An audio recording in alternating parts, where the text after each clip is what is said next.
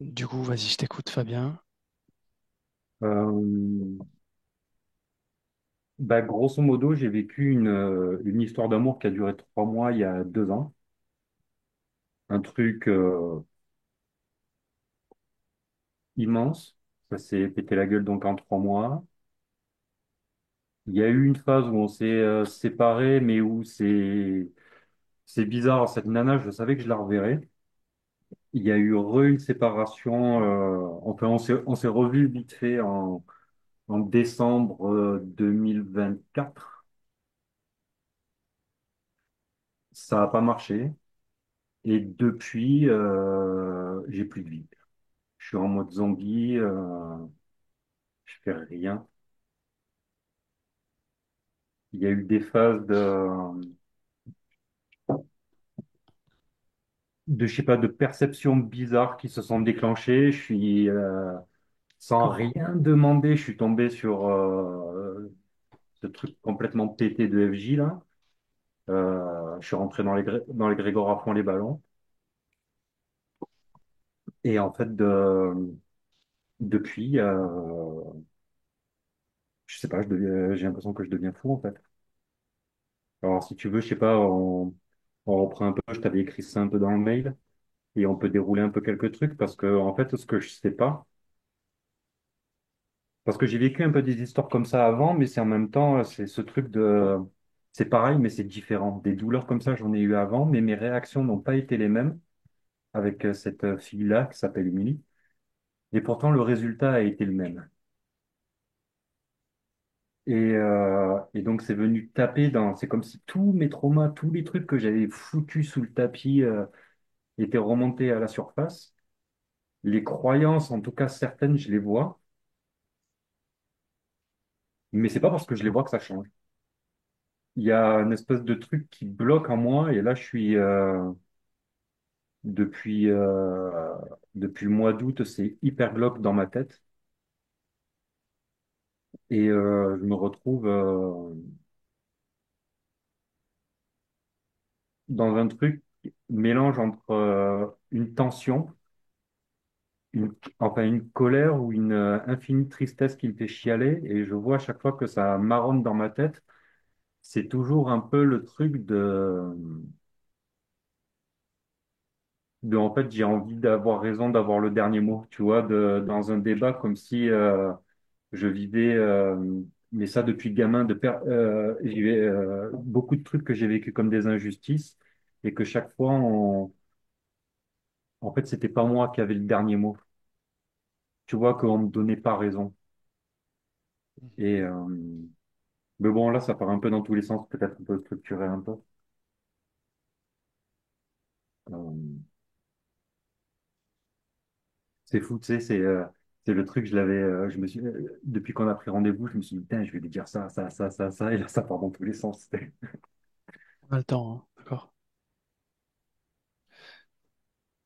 Euh, Tu me dis que cette personne, tu la rencontres il y a 2 ans, c'est ça?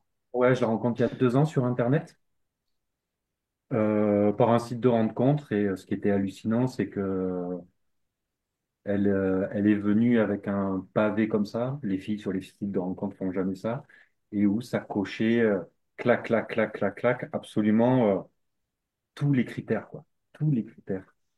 Et ce qui est bizarre, c'est que dès la première fois, on échange un peu vite fait, tu sais, comme ça se fait par message. Et dès la première fois, assez maladroitement, elle m'envoie un message. Et en fait, ça vient de me taper à moi dans une blessure, tu vois. Et à ce moment-là, mon premier instinct, c'est d'arrêter là la conversation et de l'envoyer se faire foutre. Tu vois. C'était quoi son message? Bah, je sais plus, c'était un truc, genre, moi, je lui ai filé rencard, et c'était, ouais, j'hésite, en fait, je sais pas si c'est très prudent, machin, si ça. Et moi, ça a tapé dans un truc. Ouais, de rejet, de on ne veut pas, ou quelque chose comme ça, tu vois. Mhm. Et, et finalement, je crois que le soir, en parlant en vidéo, et alors, la meuf, je la connais pas, hein. Je la connais pas, elle me connaît pas. On se parle en vidéo, Et le premier truc que je lui balance, c'est, tu sais, j'ai l'impression que, parce elle s'était rendue compte que peut-être son message avait été maladroit. Et et en fait, je lui dis, tu sais, j'ai l'impression que, en fait, dès que je m'ouvre à une femme, elle me quitte. Et là, la meuf que je connais pas tombe en larmes, se dit, putain, mais je suis vraiment trop une conne. Et là, il y a eu un truc, immédiat entre elle et moi, quoi. Alors, on avait même décidé qu'on était ensemble alors on s'était même pas senti, quoi, tu vois, presque. Alors après, on s'est rencontrés, ça a été immense, quoi. Immense. Comme s'il y avait quelque chose qui avait été vu, quoi. Et puis après, sur une bourde de ma part, lors d'une fête où j'avais un peu picolé, euh, j'ai dit maladroitement un truc sur une autre nana, et à partir de là, ça a été une descente progressive. Et on s'est séparés en septembre 2023. Elle m'a quitté. Et, mais c'était à distance. Moi, ce qui me faisait mal à chaque fois, c'était que il y avait ce truc-là. J'ai porté longtemps ce combat. C'est parce que c'était ça, c'était un combat de non, mais viens, en fait, on se voit en face. Et en fait, c'est réglé. Dès qu'on va se voir, que nos yeux vont se croiser, euh, ça va être réglé, l'histoire. On va repartir boire. Et elle se cachait. J'avais l'impression qu'il y avait ce truc-là, qu'elle se planquait, où elle faisait non, je veux être seule, je veux être seule. Donc on se sépare en septembre. Elle me ghost et tout. Et moi, je déteste ça parce que j'ai l'impression que justement, j'ai plus voix au chapitre et que je suis dégagé. Moi, vraiment, ça me fait mal, ça me tétanise ça. Et on se recontacte en décembre par message ou quoi. Au début, c'est un peu, voilà, visio, bon, bref. Et puis ça repart. Et un soir, ça, j'ai vécu un truc très, très curieux. Donc ça, par exemple, je suis très curieux de savoir ce que c'était ce machin. C'est je vis depuis une précédente rupture, je t'avais marqué ça dans le mail, j'ai très très mal au sacrum. J'ai très très mal au sacrum, comme si j'étais verrouillé en bas entre le sacrum et le coccyx, et plusieurs séances d'ostéo n'ont rien pu faire. Donc ça, si on peut aller le voir, ça m'intéresse beaucoup. Et un soir, chez moi, je vis une expérience de viol bizarre qui est liée à ce truc-là, où ça me chatouille, je me retrouve à quatre pattes sur mon plumard, comme si j'étais en train de me faire ramoner, tu vois. Euh, et franchement, je déguste, hein. Alors que moi, honnêtement, j'ai jamais l'impression d'avoir vécu ça de ma vie, tu vois. Et je laisse passer le truc, ça dure 20 minutes, une demi-heure, où, où vraiment, ouais, c'est ça, je me fais violer, quoi. À ce moment-là, tu étais en semi-conscience, tu dormais, c'était comment? Non, c'était un truc où j'ai senti la sensation. Non, je dormais pas. Honnêtement, je m'en rappelle pas. Honnêtement, je m'en rappelle pas. Mais non, j'avais l'impression que j'étais conscient. C'était pas un truc où j'étais en train de pioncer ou dans un demi-sommeil, quoi, tu vois. Ok. C'était une sensation qui est venue, j'ai laissé le corps bouger, et puis c'est en le laissant faire, il a fait ça. Et ça devait être 10 heures du soir, un truc comme ça, et je lui envoie un texto via Messenger, je lui dis, il vient de m'arriver un truc de fou. Et elle me dit, ben, viens te coucher, je suis là. On est à 200 kilomètres de distance, tu vois. Mais viens te coucher, je suis là. Et donc je me couche, et à ce moment-là, ben, je pense à elle, je me dis, bon, ben voilà, c'est reparti avec elle, enfin, je pense à elle, quoi. Il y a de l'amour. Et à ce moment-là, je sens comme si ça s'ouvre dans ma cage thoracique, un truc, je sais pas, ça prend des proportions énormes, et elle qui rentre dedans. Elle qui rentre dedans, et c'est un truc, c'est tout doux, c'est waouh, tu vois, je sais pas, c'est doux, c'est tendre, c'est juste un cocon sous la couette, c'est retour à la maison, quoi. Et le lendemain, je lui envoie, on parle un peu et je lui dis, hier soir, j'ai vécu un truc de fou. Et elle me dit, moi aussi. Et donc, on en parle et ça avait l'air d'être le même truc, sauf que Ben moi, c'était au niveau de la poitrine et elle, c'était dans le ventre. Euh, donc voilà, après, bon, je passe. On se voit, c'est un carnage parce que c'est lors d'une fête de famille. Moi, je me sens un peu apeuré ou quoi.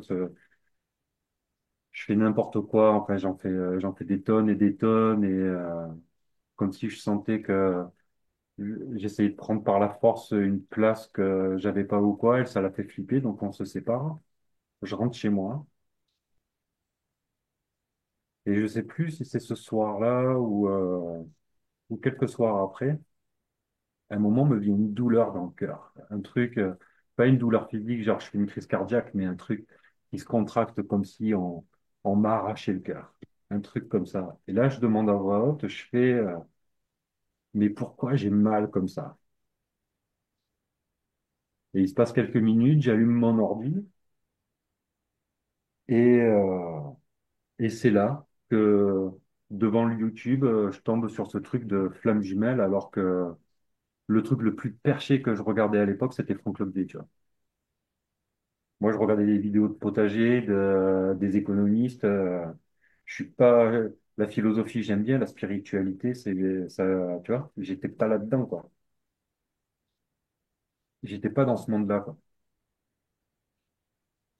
Et je me dis, ça me touche. Je le garde pour moi. Il y a un ghosting et là, je sens que je commence à plonger dans le dark. Il y a un truc où je me retrouve vidé de toute énergie, vraiment apathie totale. Je suis dans mon fauteuil, je fais clope sur clope, 2 paquets par jour. Aucune énergie, rien, vidé, vidé, vidé. C'était pas le cas avant de tomber sur cette information-là, flamme jumelle. Oui et non, parce que ça m'est arrivé, j'ai assez des phases comme ça d'apathie. C'est un des problèmes d'ailleurs que je voudrais qu'on voit, c'est que j'arrive à me mettre en mouvement pour rendre service aux autres quand il faut bosser. Mais quand par exemple il faut bosser pour moi, j'y arrive pas. Il n'y a pas de boussole à l'intérieur de savoir dans quelle direction où aller. Euh, Après, ouais, non, je crois pas. C'est ça qui est compliqué, c'est que tout ce que je t'ai dit jusque-là, je suis certain que je connaissais pas le terme flamme jumelle.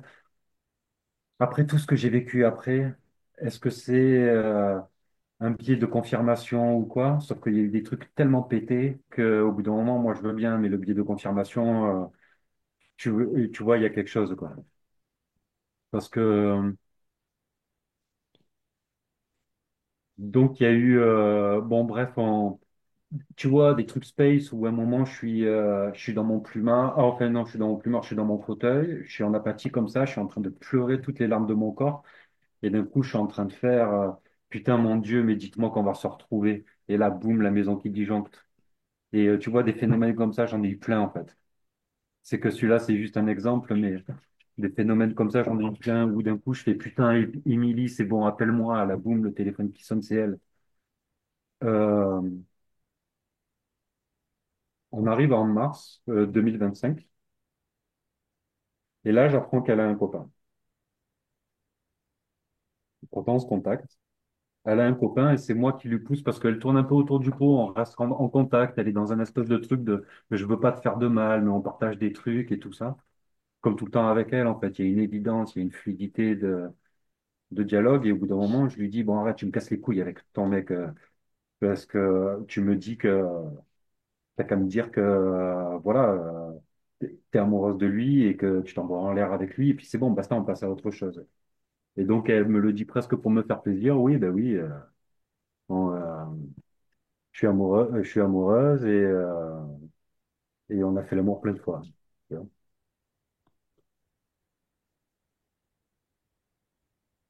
Et à partir de là, il se passe un truc pété que j'ai jamais vu et vécu avant. Alors que cette douleur de ma nana qui va voir ailleurs ou quoi, mais je l'ai jamais eu comme ça. C'est comme si à ce moment-là, je me mets à pleurer et que en calque, elle est là. C'est comme si, je ne sais pas comment te dire, je pleure et c'est comme si elle, dans la même position, pleurait. Je vois son visage pleurer.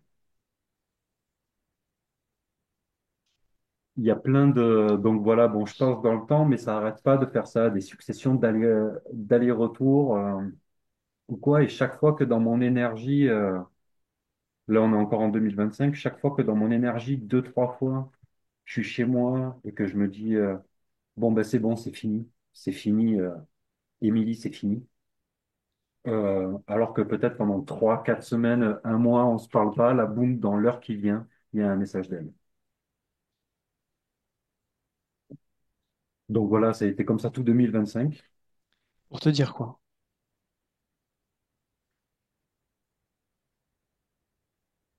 Ben en fait, à chaque fois, ça, en fait, elle, ce qu'elle dit, c'est je veux pas te faire de mal et toi et moi, c'est fini. Mais il y a toujours, et c'est là où peut-être l'égrégore FJ est trompeur, c'est que je la sens fake en fait quand elle dit ça, parce que tu vois, moi je comprends pas, même c'est arrivé encore dernièrement au contact qu'on a eu au printemps 2025, c'est que la meuf, elle te dit qu'elle a un mec, que moi je suis son ex, qu'il y a rien, mais pendant 15 jours, du matin au soir, on échange, on a des partages sur plein de sujets différents, que ça soit philo, nos avancées spirituelles, parce qu'elle aussi, elle a des espèces d'ouverture de perception, parce qu'il y a ça aussi, il faut qu'on en parle. Un peu une espèce de, je sais pas, d'ouverture de conscience en parallèle, elle comme moi. Mais voilà, tu passes pas toute la journée avec ton ex à parler et à partager plein de trucs si tu es bien avec ton mec. Et chaque fois, le moment où ça coince avec elle, c'est quand je lui dis, non mais en fait, moi, cette position-là, ça me va pas. Ça me va pas que comment on se parle comme ça, que je te vois pas, que je sois juste virtuel, j'ai l'impression d'être un pestiféré en fait. Et par contre, que tu te fasses déboîter par un autre. Et là, chaque fois, c'est là que ça monte en colère, quoi. Et que gloom, ça raccroche. Et finalement, on arrive en juillet, dernier contact de cette année, où en fait, je sais pas, parce que ben, ça reprend la même sauce. Moi, c'est ma douleur, quoi, tu vois. Pour moi, c'est ma femme, en fait. C'est ça qui est pété. C'est que je suis séparé depuis 2 ans d'une gonzesse, et pour moi, viscéralement, c'est ma femme. Et, euh, et où elle finit par me dire que, en fait, ce qu'elle m'avait dit il y a 2 ans, eh ben, en fait, elle avait jamais couché avec ce mec. Et alors, en mars, pardon, je fais des sauts temporels, mais en mars 2024, il s'est déclenché un autre truc, c'est alors, des changements de perception que j'avais jamais eu de ma vie, une sorte d'ivresse dans le corps qui s'est installé. Ça me rappelait à l'époque où j'avais fait une grosse dépression et ce truc-là de comme si je me prenais des retours d'antidépresseurs. Un truc hyper bizarre, comme si ça tanguait le long de ma colonne vertébrale et que je balançais comme ça. Une énergie qui faisait ça, qui partait de mon sacrum et qui me faisait comme des à-coups énergétiques qui arrivaient jusque dans ma douleur dans le dos, là, entre les omoplates, comme tu vois les vagues qui viennent taper contre une falaise. C'était vraiment cette image-là que j'avais. Ça faisait bam, bam. Euh, des mois après, il y a une nana qui m'a dit que c'était peut-être une montée de Kundalini. J'ai regardé vite fait, mais pour moi, c'est trop yoga Sarwell pour que ça m'intéresse. Il y a ça, des changements de perception bizarres, comme si des fois je me balade dans la forêt et où je vois tout net, comme si la forêt, je la voyais en full HD, une espèce de truc où je vois tout net, mais avec une précision remarquable. Et d'autres fois, tout est flou. Une sorte de distance des manifestations. C'est le moment où je m'intéresse à la manifestation et je vois des manifestations, des trucs un peu pétés aussi qui se passent. Des grands moments aussi de sérénité, une sorte de sérénité nouvelle qui apparaît et puis qui disparaît avec toujours un mental hyper actif. Et moi là-dedans, je suis paumé. Voilà, grosso modo, c'est ça. Après, donc il y a ça, il y a ces douleurs au dos qui sont infernales. Donc en haut du dos, on pourrait dire entre les omoplates, comme si c'était de l'autre côté du cœur, en bas le sacrum. Et, euh, et cette croyance qui me fait tout abandonner parce que je me dis que j'ai l'impression que chaque fois je touche un rêve et que chaque fois c'est comme si mon rêve, ce qui est sacré pour moi, devait être souillé. Il y a vraiment ce truc-là que j'ai vécu dans mon rôle de père aussi. Il y a vraiment ce truc-là comme si tout ce qui devait être parce qu'Émilie, et ça, je pense pas qu'elle ait fait consciemment, honnêtement, à un moment donné, je me suis demandé si c'était pas une grosse perverse, et que j'étais juste dans un délire, mais en fait, honnêtement, je le pense pas, ou alors elle est vraiment remarquable. Mais elle a le don de venir taper dans ce qui me fait mal, sans le savoir. Et moi, pour elle, pareil, elle me dit, t'es le seul mec qui me déclenche, t'es la seule personne qui me déclenche comme ça. Et on a vécu ce truc-là quand on en parlait, on le savait quand on était ensemble qu'il y avait eu un truc de comme un retour à la maison. On s'était dit waouh, parce que ce que j'ai vécu, je sais qu'elle a vécu aussi. Et une fois, je lui ai dit, mais viens, on reteste, viens, on rentre à la maison. Et elle me dit, mais j'ai plus envie de rentrer à la maison. Et c'est bizarre, hein. Et donc, ce qui me terrifie, c'est que c'est ça, je vis avec l'idée que si c'est pas elle, j'ai tellement vécu, je l'aime en fait, je l'aime, même si là, je suis en colère après elle parce qu'elle m'a menti, que ça m'a fait mal pendant 1 an et demi, et qu'elle a pas moufté, je l'aime en fait. Et, euh, et tu vois, dans les sensations, je me suis intéressé aussi au design humain là, c'est venu à moi. Et il y a ce truc-là que moi je dois réagir, je suis autorité émotionnelle mais il y a des moments où je réagis avec le sacral. Et par exemple, cet été, je l'ai pas mal testé, j'ai vécu des trucs de ouf. J'ai vécu des trucs de ouf, de revoir un vieux pote de quand je vivais à La Réunion ou quoi. Et tu sais, de me poser des questions fermées, de voir si ça sourit. Et quand je posais, tu vois, si je me pose une question sur Émilie, ça sourit. Quand c'est le mental, ça me prend la tête. Sinon, ça sourit. Voilà. Là, je pense à elle, ça sourit. Donc, c'est là où j'ai l'impression de devenir fou, parce que c'est comme si ma tête me disait quelque chose, les événements extérieurs me disent quelque chose, et mon bide me dit autre chose. Et comment je fais, moi, pour avoir confiance en moi avec tout ça?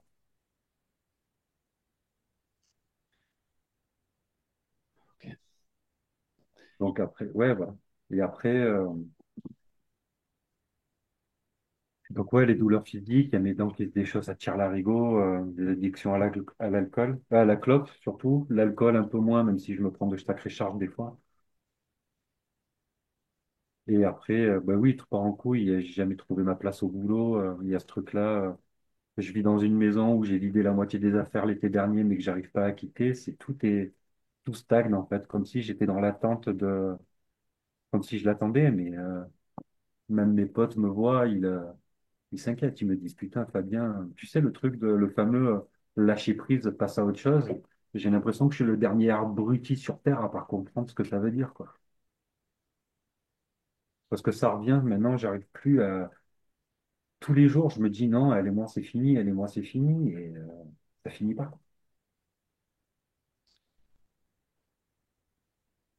Voilà, après, bon, le reste, ça va être de l'enrubanage autour de ça, mais je pense que peut-être pour une première séance, c'est pas mal, non? Je sais pas si tu as des questions.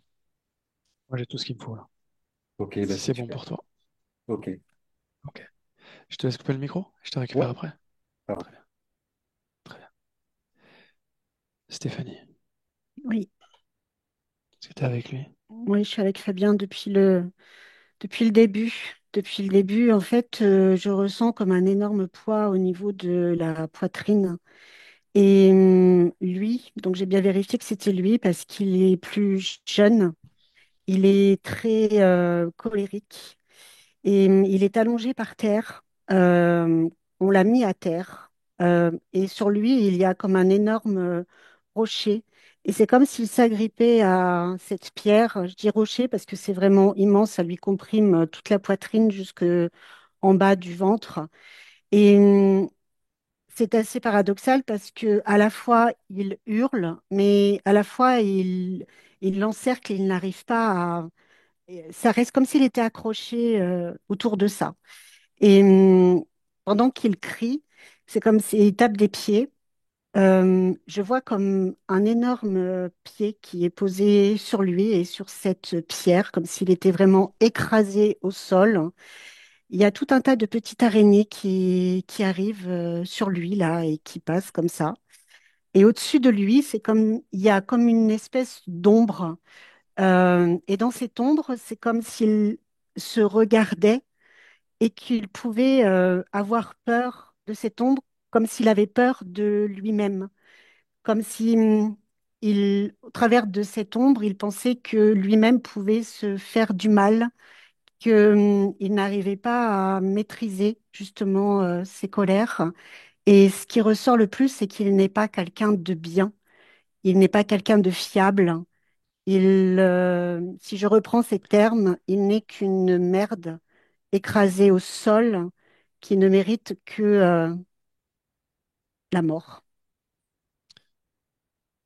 Ça, c'est quelque chose qu'il se dit ou c'est quelque Oui. chose qui provient Alors, c'est quelque chose qu'il se dit parce que ça provient de ce qu'il y a au-dessus de lui, là, qui est vraiment très, très, très, très sombre. Et je te dis que c'est comme si c'était lui parce qu'il s'identifie beaucoup à, à ce qu'il voit au-dessus comme une forme de, je vais dire, d'autorité, comme si cette ombre était autoritaire et qu'elle prenait le dessus sur lui et que c'était elle qui commandait. Qu'est-ce que c'est pour lui, cette ombre?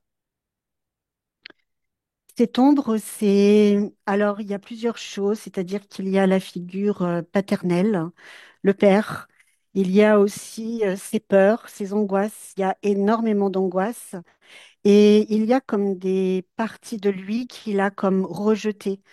Tout ce qu'il n'aimait pas en lui, il a tenté de le rejeter, de le mettre à l'extérieur de lui. Et malgré tout, c'est quelque chose qui, comment je pourrais dire, qui est toujours là et qui résonne en lui parce que en voulant, en essayant de se débarrasser de certaines choses, il s'est ajouté des regrets, des remords et surtout une image très déformée de lui-même. C'est-à-dire que il n'arrive plus à voir que l'ombre et que ce qui fait mal. C'est comme si se faire mal, c'était presque devenu un rituel. Il y a il y a quelque chose qui se ritualise en fait. Le mal fait partie du rituel.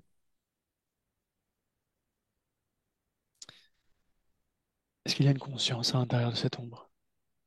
Oui, oui. Qu'est-ce que c'est? C'est un énorme dragon qui, qui occupe vraiment l'espace, tout Lui, l'espace. il ne le voit pas. Non, non.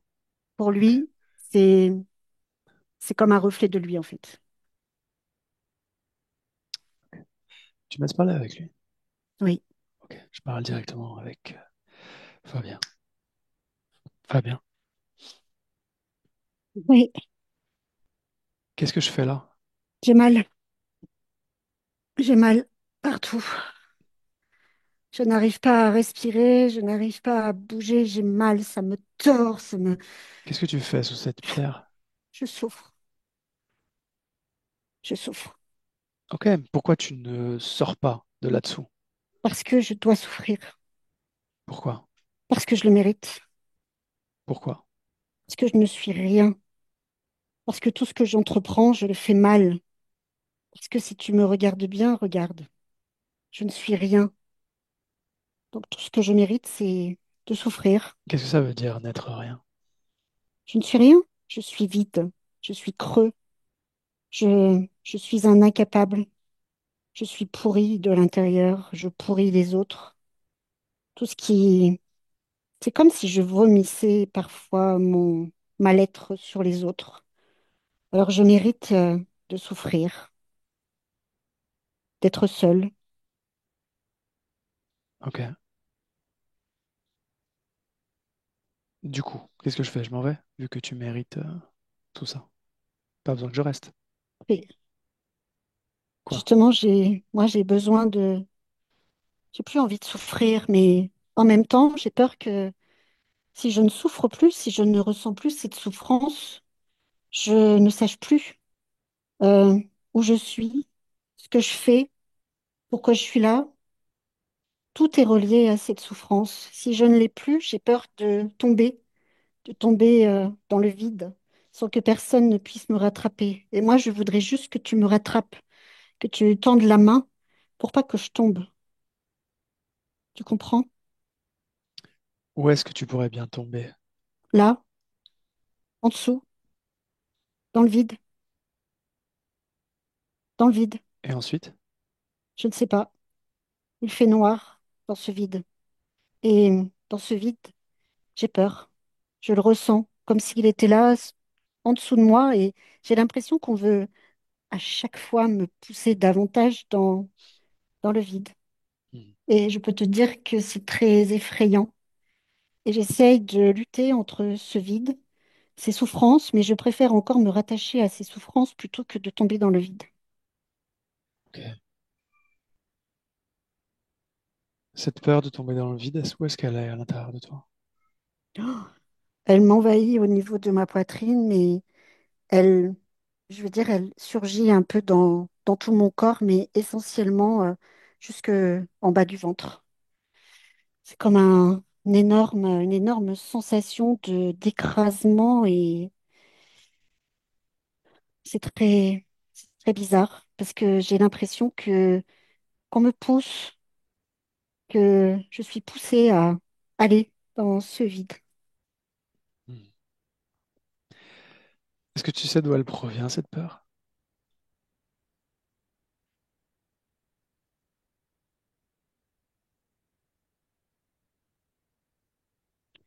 De plusieurs choses.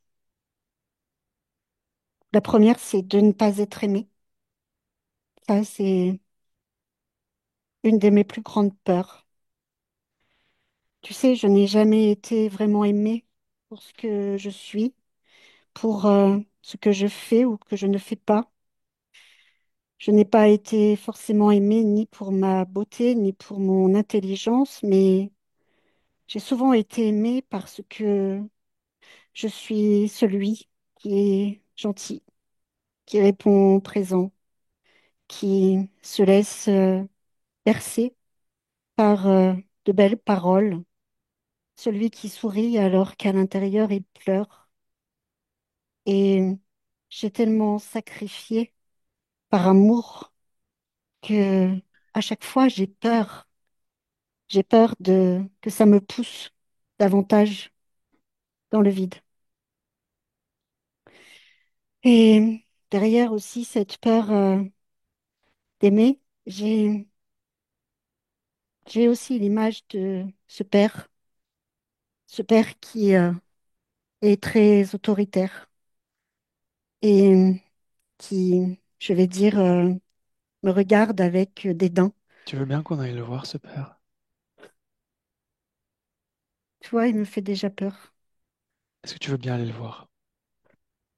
Oui, Je compte jusqu'à 3 et je veux que à 3, tu te déplaces au moment où tu as programmé cette mémoire-là avec ce père. Ok? oui, Ok? oui, Un, 2, 3. oui, je suis. Tu veux bien me décrire? Je dirais que là, j'ai 14 15 ans. Je vis dans une ferme. Euh, on élève des vaches. Mon père, je vis seule avec mon père. Et mon père n'a jamais été gentil, dans le sens où il a toujours été agressif. D'ailleurs, c'est pour ça que ma mère est partie. Ma mère est partie parce que elle est tombée malade. Malade ben, de lui, je vais dire. Parce que lui, j'ai l'impression qu'il est malade aussi. C'est quelqu'un qui boit, c'est quelqu'un qui n'arrive pas à se contrôler. Et je peux te dire que ma mère, je l'ai vue prendre des raclées, je l'ai vue tomber. Je, J'étais là, enfant. Plus tard, j'ai essayé d'intervenir, mais ça se transformait en drame familial. Plusieurs fois, il a menacé de sortir son arme. Plusieurs fois, il a menacé ma mère de la tuer. Et ma mère est tombée malade. Et je pense que c'est ce qui l'a sauvée. Parce qu'en étant malade, en allant à l'hôpital, elle a été comme accompagnée, elle a été entendue et elle n'est plus jamais revenue. Elle avait besoin de se faire soigner. Et ça, je le comprenais. Et moi, je suis restée avec ce père parce que je pouvais pas le laisser dans ce désarroi. J'avais tellement peur qu'il se donne la mort que j'ai voulu tout faire pour l'aider. J'ai voulu aussi qu'il apprenne à m'aimer. Et je me suis dit que si moi, je lui transmettais de l'amour, de la joie, que je l'aidais à la ferme, parce que je sais combien c'est compliqué, que je faisais tout pour alléger ses peines, ben, j'allais le guérir. Mais pas du tout, parce qu'il est devenu de plus en plus méchant, de plus en plus violent. Et dans ses gestes et dans ses paroles, au fil du temps, je suis restée par fidélité, mais je me suis moi-même perdue.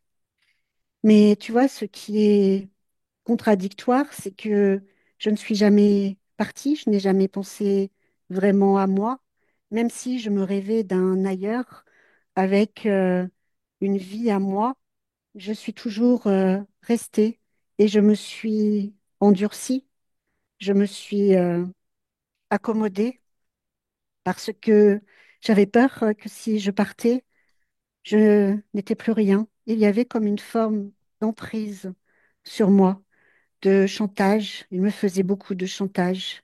Il me disait que si je partais, il mettrait fin à ses jours et que j'aurais toujours au-dessus de moi son ombre qui allait planer parce que je serais responsable de lui.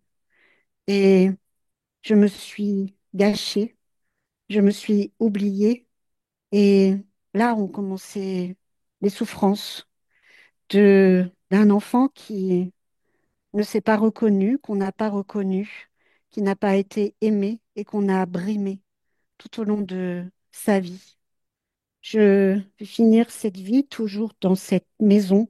Je vais dire presque une maison à l'identique de mon enfance, une maison délabrée où il sent mauvais, ça sent la ferme, c'est sale. Je me laisse aller et je vais me laisser aller jusqu'à la fin. Finalement, je vais finir comme lui et par contre, je finirai seule, noyée dans mon chagrin, noyée dans l'alcool et dans la misère. Et ça, pour moi, c'est le vide, c'est le néant, c'est la déchéance, c'est quelque chose qui marque, qui laisse des traces, qui entaille et c'est humiliant. Mais je ne sais pas comment retirer tout ça, je ne sais pas comment oublier tout ça.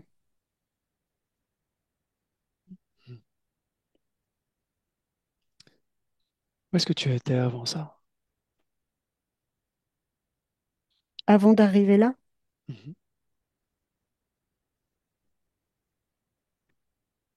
avant d'arriver là, là, je me vois dans un espace presque trop doux pour être vrai.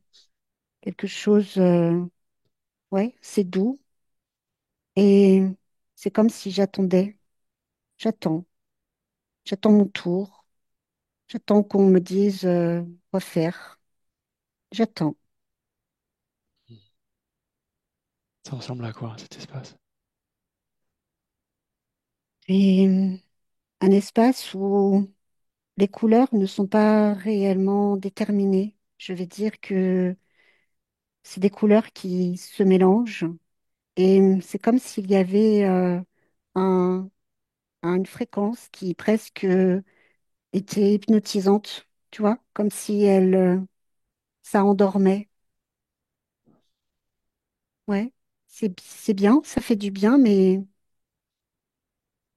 c'est assez bizarre. Tu attends ton tour. Oui. Ton tour pourquoi? Bah, à mon tour pour prendre place, pour que je puisse. On me dit que je puisse prendre place, prendre ma place. Dans cette vie que tu viens de me décrire là, Oui, oui. comment tu t'es retrouvé dans cet endroit à attendre ton tour? Je me retrouve dans ce lieu comme si j'avais été cueillie, dans le sens où lorsque je termine l'autre incarnation, il y a comme un... J'ai cette notion de ne pas avoir accompli quelque chose, comme si il y avait cette notion d'inachevé et que j'étais comme récupérée dans un sas de décompression, un sas de repos, un sas de régénération. Euh, je suis pas tout seul dans ce sas. C'est-à-dire que nous sommes plusieurs et effectivement, c'est assez relaxant, c'est assez cocooning, mais il y a quelque chose qui là se manifeste, c'est-à-dire qu'il y a comme un espèce de gardien dans ce lieu, de, comme s'il y avait quelqu'un qui gardait ce lieu et qui faisait en sorte que on soit prêt à aller Mhm. dans une autre vie. Ok.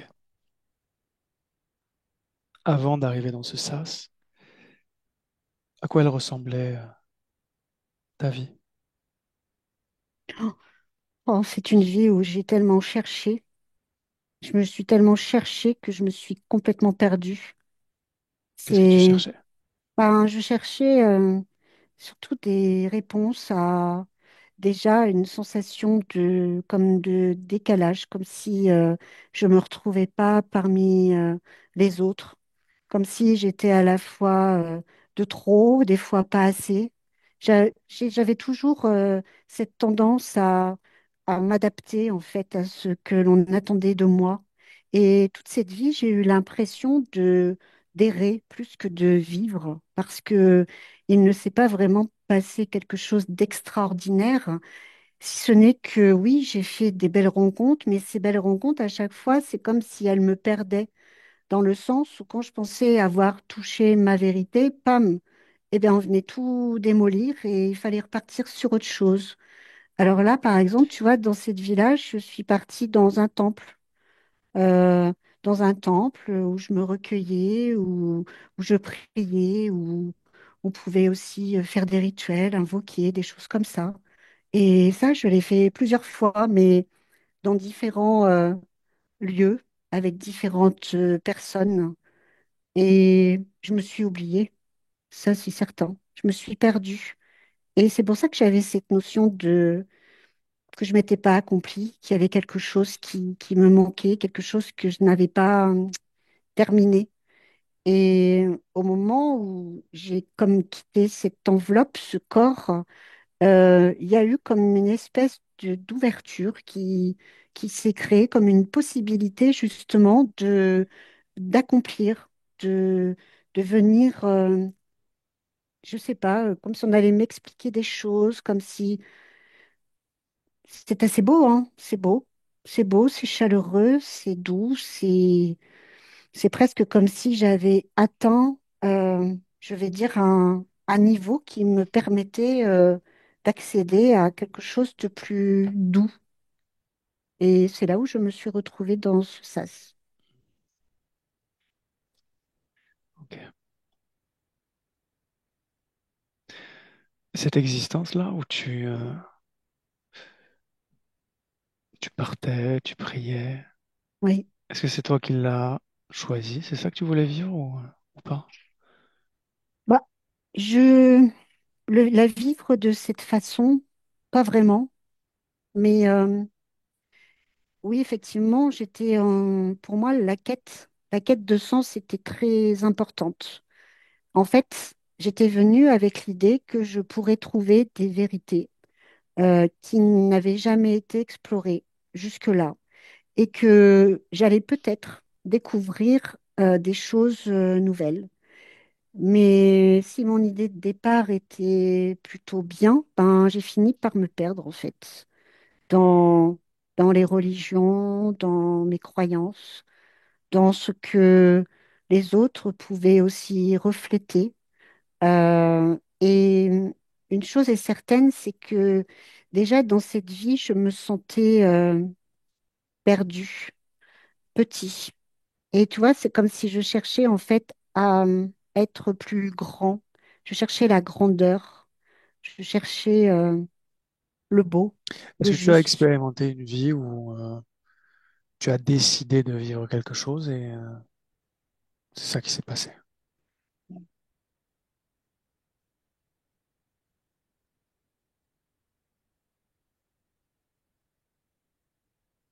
Ben oui, Hmm. oui, j'en ai une.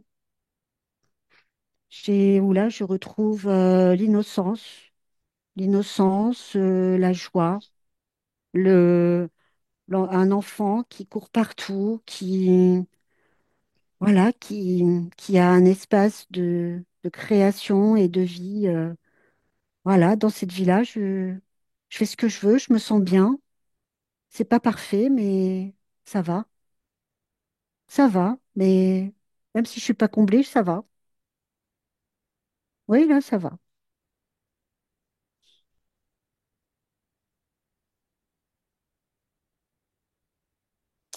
Reviens dans le présent.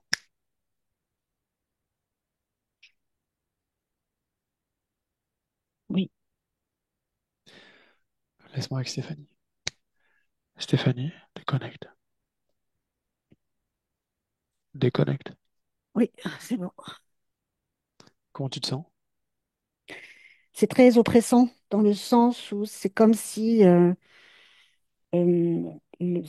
tout est très écrasé à l'intérieur et même le fait, lui, de s'exprimer, c'est comme si c'était très compliqué, en fait, de mettre des mots, de ressentir. Il y a comme une forme de bridage et c'est très lourd et ça fait très mal.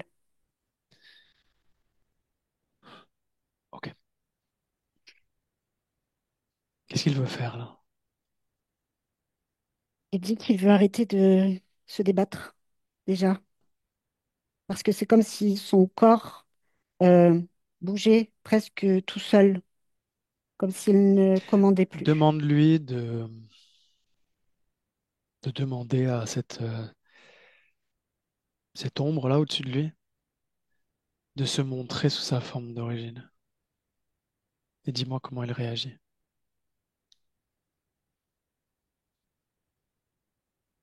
Alors déjà, il faut l'encourager à, à le faire Pourquoi? parce qu'il a peur. Donc il le fait. Et quand ça prend sa forme d'origine, il y a comme s'il se cachait, comme s'il ne voulait pas voir, comme s'il refusait une forme de réalité dérangeante et presque, je vais dire, rabaissante. C'est rabaissant pour lui parce que ça le met dans une position de j'ai pas vu. J'ai pas su. Et c'est comme si ça venait résonner là à l'intérieur de Laisse-moi parler cette avec lui. pierre. Oui, Fabien, oui, tu as vu. oui. D'une façon ou d'une autre, tu as vu et tu as choisi.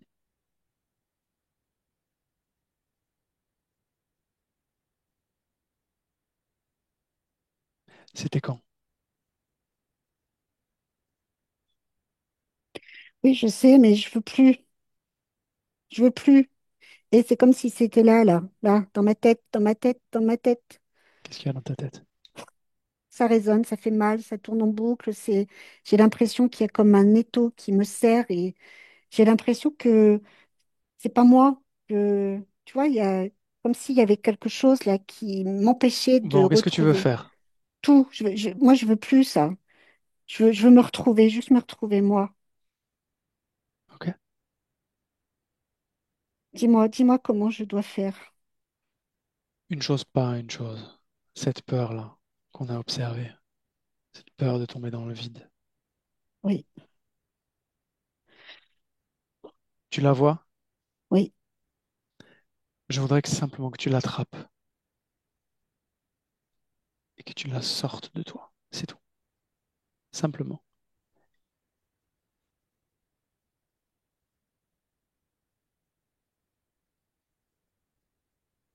Oui, oui, C'est fait?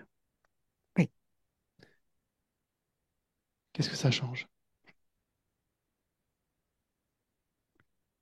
Ça change que c'est comme s'il n'y avait plus de trou en moi et c'est comme si je ne me sentais pas happée par quelque chose. Et je retrouve une forme de, je vais dire, de stabilité émotionnelle, mais c'est comme si aussi j'étais dégagée. Ok. Est-ce que tu comprends ce que ça veut dire? Ben, oui, ça veut dire que je peux faire ça moi-même, surtout. Il n'y a que toi qui fais, personne d'autre. Quand tu as l'impression que autre chose fait à ta place, c'est une illusion que tu crées toi-même parce que tu crois ou que tu as cru à certaines choses. Oui, Tu n'es pas victime. Tu crées ce que tu expérimentes uniquement à partir de ta volonté et de tes vibrations. Il n'y a que ça.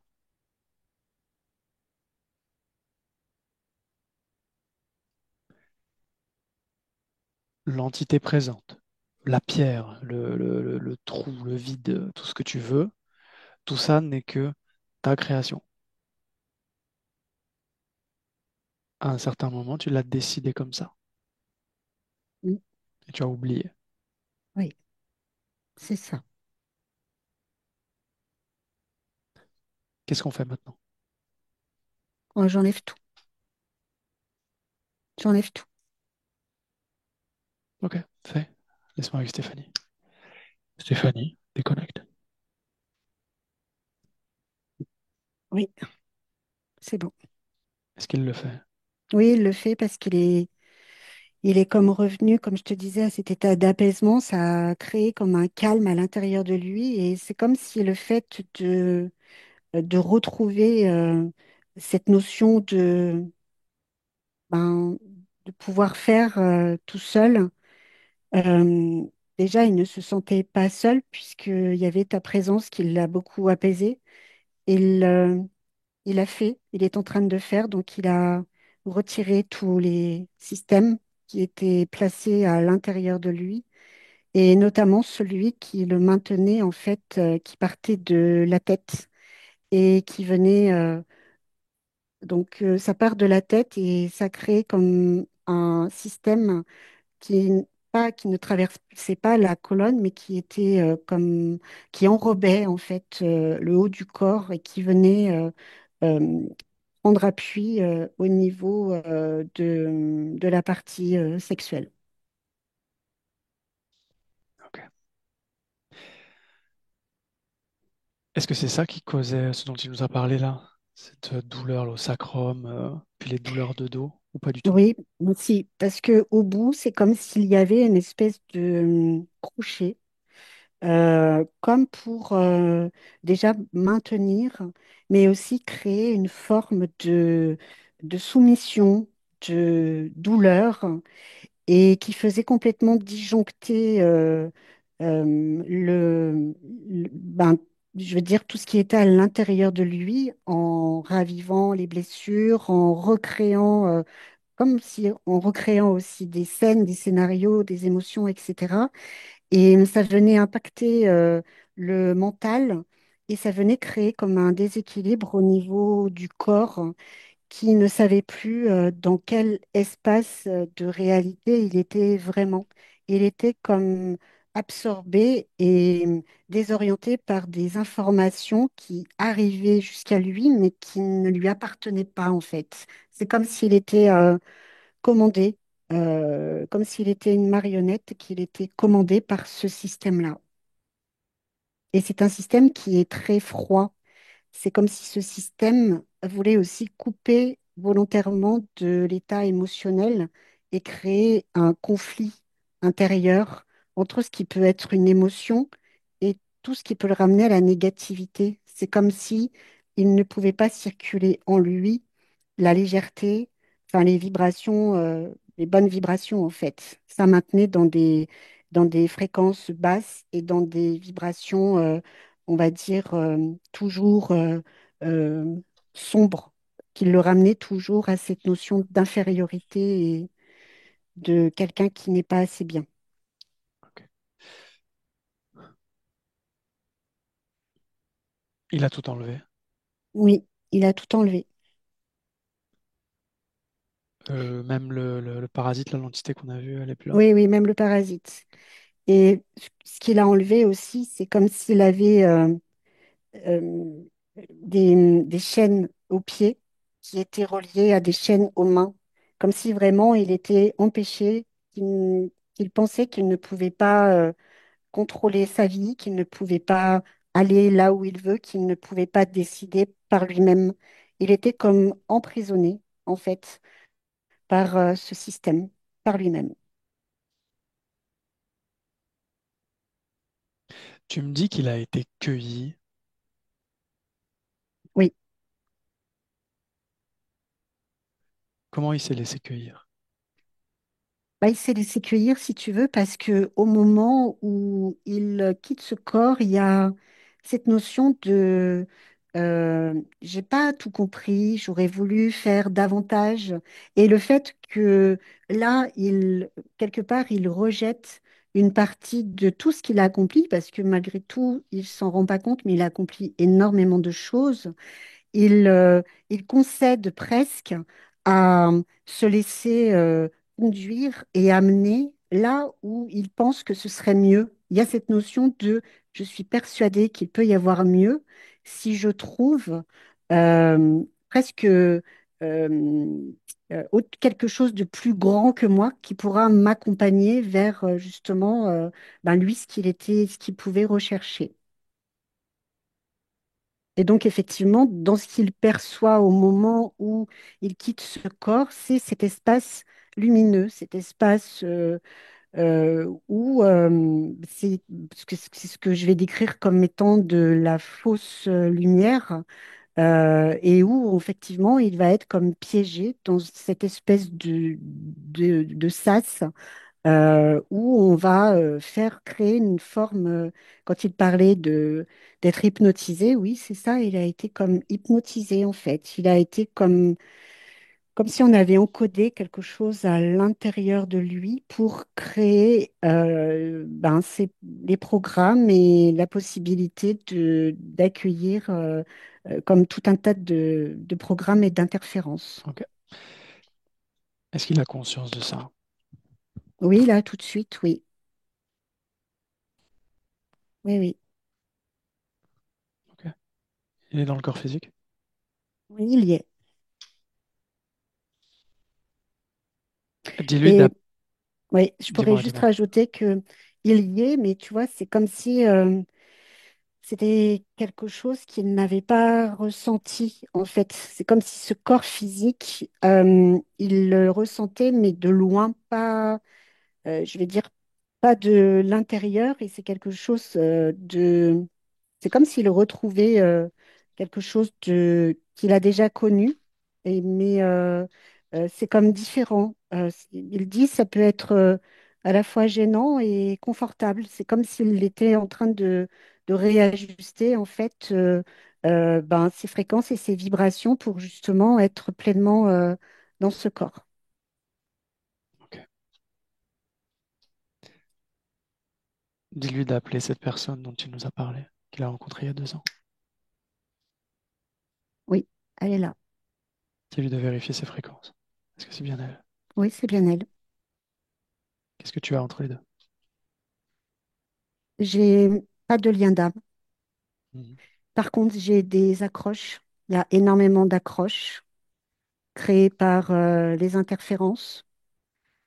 dans le sens où les interférences ont joué avec les blessures, les émotions, et c'est comme s'ils s'étaient raccrochés l'un à l'autre, euh, comme, comment je pourrais dire, avec une forme de compréhension, avec comme s'il y avait un miroir entre les deux, mais que c'était, en fait, c'est les douleurs, c'est tout ça qui a parlé.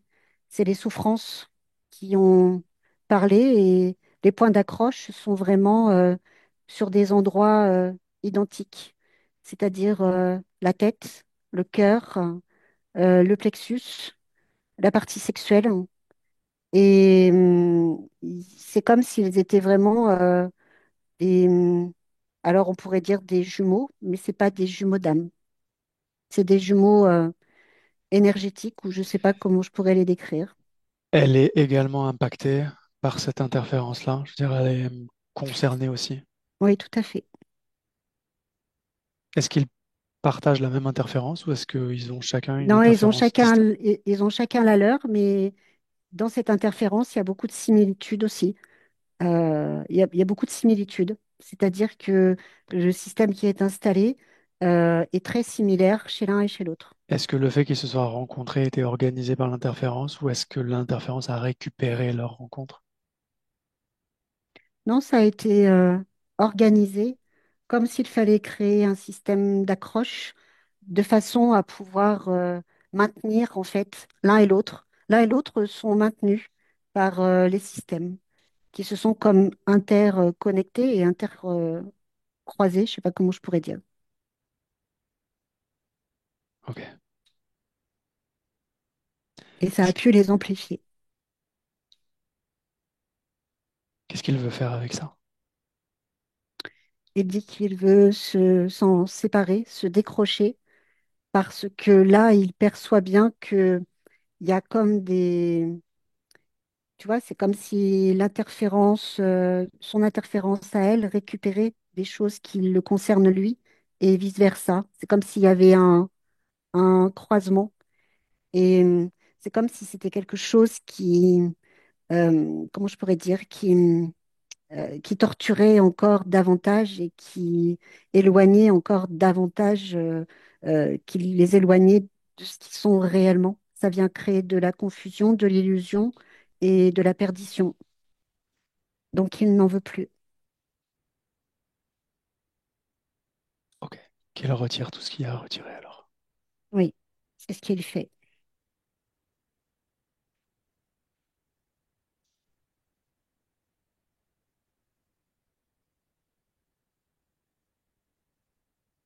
C'est bon. Dis-lui de ramasser l'intégralité des informations qu'on a récoltées, Mm. notamment sur le système interférent, et de lui transmettre à elle si elle souhaite en faire Oui, bon usage. c'était la question qu'il posait justement.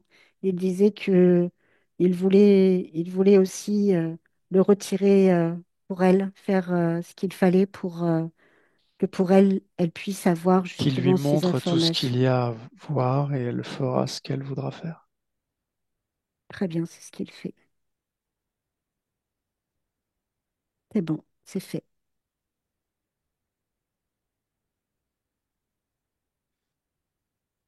Ok. Je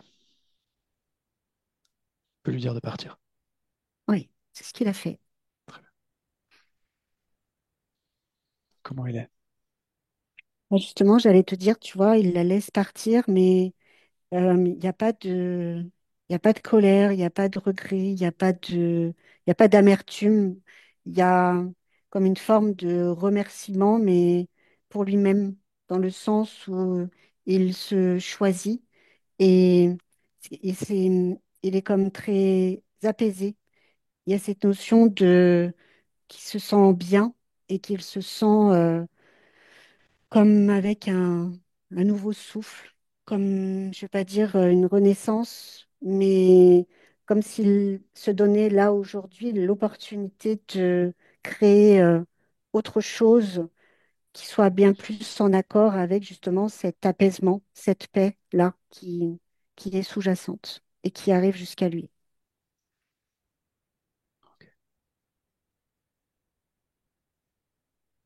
L'émotion principale, c'est quoi? C'est le mérite. Parce que j'entends, euh, je mérite d'être libre, je mérite d'être heureux. Et il y a cette notion de vouloir se sentir, oui, en liberté, comme dégagé, parce que là où il est complètement dégagé de tout et il est bien, vraiment très bien. Ok. Observe le point. Au niveau du point, c'est comme si ce point avait été comme entremêlé dans le sens où ça fait des nœuds et c'est comme s'il y avait deux couleurs, une couleur blanche, une couleur noire.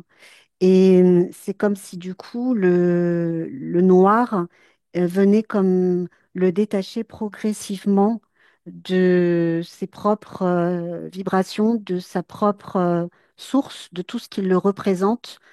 Et ça semait le doute, le chaos, la peur, et ça venait justement, euh, ça faisait partie du système interférent qui, était remonté jusque-là et qui maintenait dans cet état de, tu vois, c'est comme si je le voyais qui se balançait de droite à gauche. Donc, il est en train de réajuster tout ça et de se remettre complètement face à son point, comme si là, aujourd'hui, il s'acceptait dans tout ce qu'il est. Il y a cette forme de reconnaissance, en fait, envers lui-même. C'est bon. Scanne ses couches une par une et dis-moi. Au niveau des couches, au milieu, il y a comme une forme de distorsion. C'est-à-dire que c'est comme il ne réussissait pas à ressentir euh, le, les émotions positives. Ces émotions positives, elles étaient à chaque fois comme détournées en quelque chose de négatif parce que tu mérites pas, tu dois souffrir, t'es pas assez comme si, t'es... Donc ça, il est en train de le réguler et il régule aussi le plan émotionnel parce que sur le plan émotionnel, il y a comme tout un tas de, je vais dire, d'émotions qui ne lui appartiennent pas. Il a fait comme des transferts émotionnels entre différentes personnes et il est encore comme rattaché justement à tout ça. C'est comme si ça faisait écho encore à l'intérieur de lui et que dès qu'il y a une émotion qui arrive, elle fait comme ressurgir en fait tout ça et ça crée comme ça fait comme une forme d'accordéon en fait et ça vient comme jouer sur différentes notes émotionnelles qui à chaque fois le ramènent dans, dans un vécu, dans quelque chose qui existait mais qui n'existe plus. Et ça nourrissait tout ce qui était négatif. Et autour de ça, il s'était créé comme une forme de rejet de lui-même comme si il avait créé le fait que l'extérieur était beaucoup plus importante que lui, jusqu'à presque oublier ce qui était lui et ce qui était à l'autre. Il s'est tellement investi dans les relations amicales, dans les relations amoureuses, qu'il a comme englouti, je dirais, un état émotionnel qui n'est pas le sien et qui vient justement créer cette distorsion. Donc, il est en train de réajuster tout ça et tout ce qu'il avait mis en fait comme une bride, comme s'il fallait brider, comme s'il fallait garder tout ça comme si c'était ça en fait qui lui provoquait une forme de reconnaissance. Là, il est en train de l'enlever parce que il perçoit que la reconnaissance, elle ne vient pas de l'extérieur, mais elle vient de lui, de ce qui se passe à l'intérieur. Donc là aussi, il est en train de créer justement cette reconnaissance de façon à ce qu'il puisse ressentir dans son corps euh, toutes les vibrations nécessaires à ce qu'il va pouvoir percevoir dans le miroir et non plus dans ce qu'il va rejeter de lui. Et là, c'est bon, tout est parfait.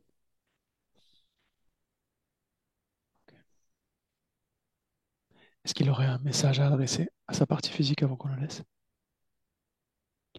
Oui, il dit à la partie physique que pleurer en soi, c'est pas dramatique, qu'il a le droit de pleurer, mais qu'il n'a pas le droit de rester dans ses pleurs et que au fond de lui, il va retrouver cette joie, ce dynamisme, tout ce qui lui appartient, et notamment le fait que c'est une personne gentille, douce, et qui n'a pas à se changer pour les autres, mais qu'il doit se prioriser. C'est-à-dire qu'il doit toujours se faire confiance, il doit toujours faire confiance à ce qu'il ressent à l'intérieur de lui et non pas à ce qu'il pourrait entendre ou voir, parce que très souvent, c'est ça qui l'impacte et qui le fait comme disjoncter.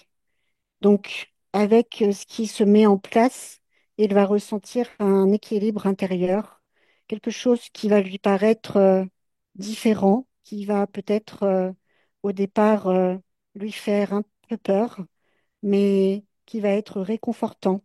Ce réconfort, il est là et il va grandir en lui. Il dit aussi que cette partie physique, elle doit mettre de la couleur dans sa vie, parce que tout est en noir, noir et blanc, et que il serait bien de mettre des couleurs dans les vêtements, dans partout, dans la maison, euh, et à l'extérieur aussi de se connecter aux couleurs qui, qui l'environnent, c'est-à-dire que dans la forêt, dans la nature.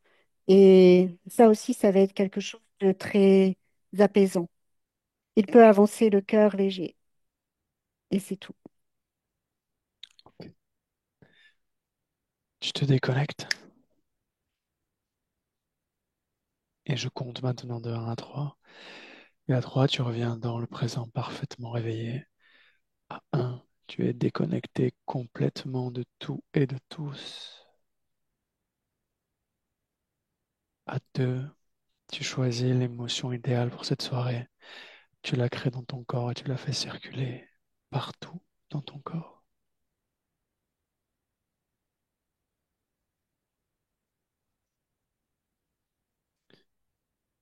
Et à 3, quand tu es prête, tu peux ouvrir les yeux. 3. Oui, c'est bon. Comment tu te sens? Ça va, je te remercie. Ok. Fabien, tu peux rallumer ton micro. Je suis là, Comment, comment tu te sens? un peu triste, mais bah, par rapport à cette histoire, mais bluffé par bah, tout m'a parlé. Tout m'a parlé. Après, ben voilà, le temps prend son effet. Mm. Mais c'est vrai que là, c'est comme ça. Est-ce que tu veux partager cette session ou on garde ça privé? Ouais, vas-y, partage. Tu me foutes juste et il n'y a pas de Ok, souci. très bien. Stéphanie, merci, bonne soirée. Et Ouais, Oui, bonne soirée. merci beaucoup. Au revoir, Fabien. Plein de bonnes choses. Au revoir, merci. Au revoir.